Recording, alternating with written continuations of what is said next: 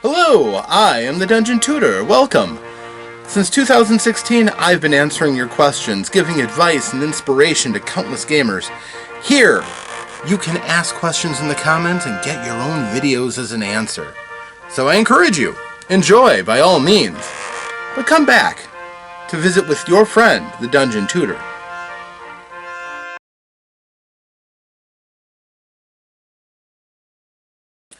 Hello friends, I am the Dungeon Tutor. Welcome! Today we are doing RPGaDay. Today is day 18. That day, the topic is sign. Now, sign is, a pretty open topic. I can do whatever I want with that topic. In this case, I'm going to talk about communication. I like to talk about communication, and today, that's what we're going to discuss. Now, if you play in many role-playing games, many games in general where you have a character that knows different things and understands certain things, one of the things your character might have, it might set them apart from other people, give them a useful skill that might come in handy in the game, and that is knowing languages. Pretty common. Now, understanding a language in general is a two-part affair. To understand the writings and the way that the people of a particular culture understand written language, assuming they are a culture with a written language, and of course, verbal speech, whatever their actual language is. So if you are, for example, from my background, I learned English, both to speak it early on so I could communicate, and then how to read and write it. It's important stuff. And in many of the cultures, you will have, in fantasy worlds, or sci-fi, or what have you, you will have that dichotomy. You will have a physical side, a written side, and then you will have the audio-verbal side. Now, of course, the tragedy for some people is that, deafness, being dumb, not being able to speak, these are, of course, problems, and blindness, robbing you of your ability to read. These are, of course, unfortunate. Science works hard to try to ease or maybe someday cure those ailments among our people. And, I hope we get there. That would be fantastic, especially if they can fix eyes. That would be fantastic for me. But, here's the deal. Those aren't the only ways you can communicate.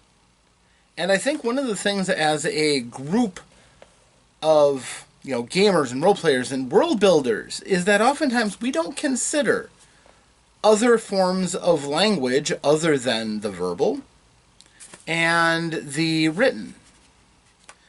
I think that it's really cool when the other means of communicating come about.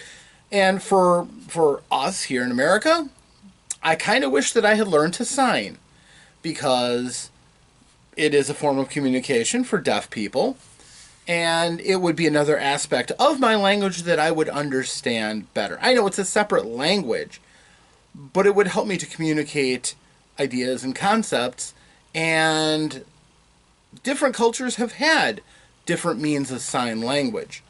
Even subcultures, like the U.S. military, for example. Their soldiers learn how to communicate through gestures and be able to communicate without saying anything in situations where communicating with another person might compromise you. Therefore, silent communication can be an advantage. Maybe a small advantage, but an advantage on the battlefield is rarely ever considered small if it saves lives and helps you win. So, that is an example. And it makes sense, too, to extrapolate that to other languages and other cultures. For example, orcs very reasonably would have some sort of way of signing in their military, especially tribe to tribe, being able to communicate with other members of your tribe, what different tactics you might employ in a fight. That makes a lot of sense.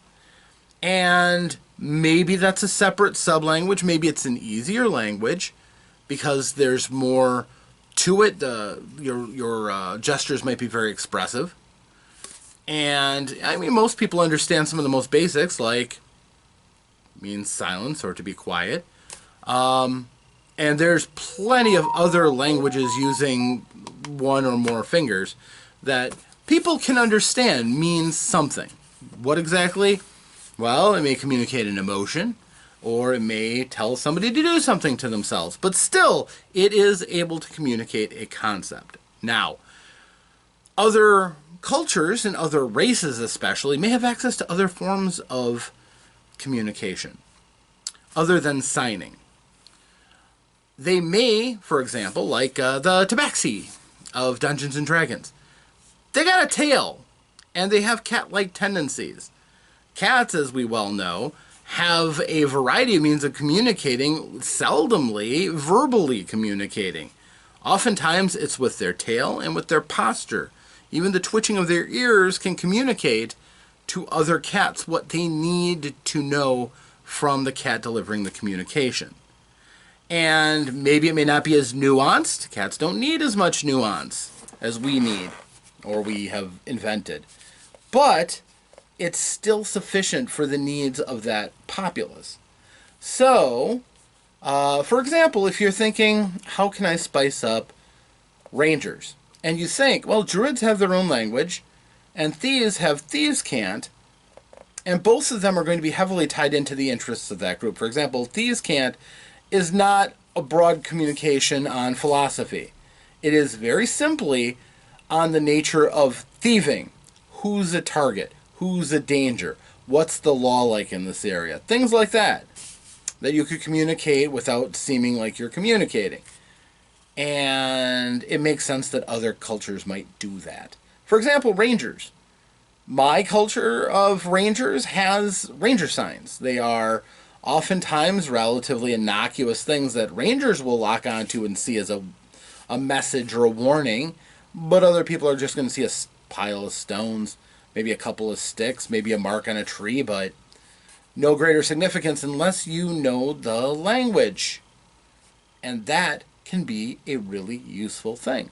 I would say that generally, knowing the different signs and symbols of a culture is sometimes just as important as knowing that culture's written language and verbal language. Now, one thought, and it's only a thought, but if you look into the actual deeper lore of Dungeons and Dragons, for instance, you'll notice that written language is copied all over the place. Our English language and all the writing that we do is all taken from other things. Totally crib. The way we spell things may be a little bit different from, for example, the British, who gave us the largest body of our writing. All those extra U's. Weird. But, I mean, it makes sense to our British friends, and they probably think that us getting rid of them is a slap in the face. Who knows? Well, anyone who cares about language. But, not the point. The point is, perhaps if you look at some of those languages that are available, and you see the commonalities. For example, Dwarven is often seen as a root language that a lot of other cultures base off of. Gnomes, their written language is based on Dwarven. They'll have their own dialects, absolutely. And their language will be different, but they use that alphabet, that core lingual structure to communicate important concepts through writing. And others do that too. Might I propose that when you're going and learning a language that is a similar root to another language, perhaps as a game master, you might think about infiltrating your campaign with more of these ideas of the various symbols and symbology of the different cultures. And maybe when somebody gets this redundant language that would not teach them a new written language because they already know the root, maybe think about giving them another culture or two cultures worth of their symbology and symbolcraft. That might be some way to make the character feel a little bit stronger in terms of being able to go about and recognize due details like that. And maybe you can even throw in sub things like, these can't, for instance. Treat that as a subculture. Treat that as a sub-language And if somebody works really hard at getting into the criminal underground and picks it up, which is not unreasonable, then by all means, think about giving a dialect or giving that knowledge. And you can use signs as everyday implements of communication in ways that your players might not ever really think about. Something beyond just the written word or just the spoken tongue. Some of those symbols are awfully powerful. And anybody who's driven in America knows the power of signs, as our signs regulate everything that we do, but they're also crafted in such a way that they give us instant recognition. When we see a road sign, our eyes go to that octagonal sign and tell us we need to stop. And we do. Oftentimes, with just the symbol of the octagonal red sign, we don't need to read it saying stop. We know to stop. And that is something that people can get into the context of the culture in which they learn the language. It's just a thought, and it's not not an incredibly compelling one for most people, I know. But deep immersion into a game, into a world, into a fictional culture that you want your players to care anything about, make it mean a little bit more. Give it out as a treat to your players, saying, hey, yeah, I know you're studying Gnomish, and yeah, you know Dwarvish, but you also pick up on the symbol craft of dwarves and gnomes. They have a lot of symbols beyond just the runes they use for their letters. They also have other means of communicating that might not be as obvious, and that might be a good thing for you. Another thing, that might help too, different subcultures. For example, the humans have lots of subcultures. If you knew the secret languages of, in, say, Earth, the ones the Romani used, the gypsies, they were known for having symbols and things that they can communicate to warn others of their kind or to communicate with others of their kind without being there. They could leave coded messages. And that kind of thing could be very prevalent in your own games too. Maybe it's useful. Maybe it's not. But it is a sign of things to come. Hopefully something that could be useful to you in a game and give your players more immersion, and something credible that will give them a little bit of extra feeling of belonging into this world because they'll be able to understand and read more of it. That does behoove you as a game master, though, to include elements of those different symbols, those extra bits of lore and culture that you give out, to feed that desire, to feed that urge for success and control of their world. But if you do that, your players might really be loyal to those characters and those concepts. That might really give them that extra little nudge they need to fall completely head over heels in love with your campaign. And ultimately, isn't that what we really want? I hope so. And with that, my friends, this is another topic. Thank you for joining me. I do appreciate you, and I hope to see you for more of these, because we've still got more RPGaDay going. But I do hope to see you again. I'm going to be having more videos than just RPGaDay. Dungeon Tutor is here to stay, so I hope to see you. Feel free to like, subscribe, notify yourself, of course, but I'd really love if you commented on something really clever that you did, some kind of sign that was involved.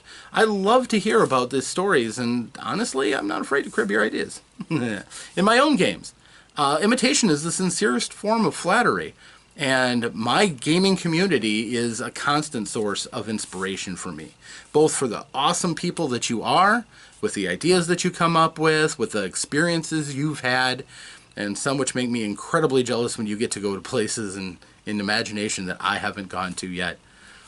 But I hope to see you again. And if I do, I hope between that happy time and now, I hope that you, yes, you, get a chance to roll some dice, play some games, have some fun.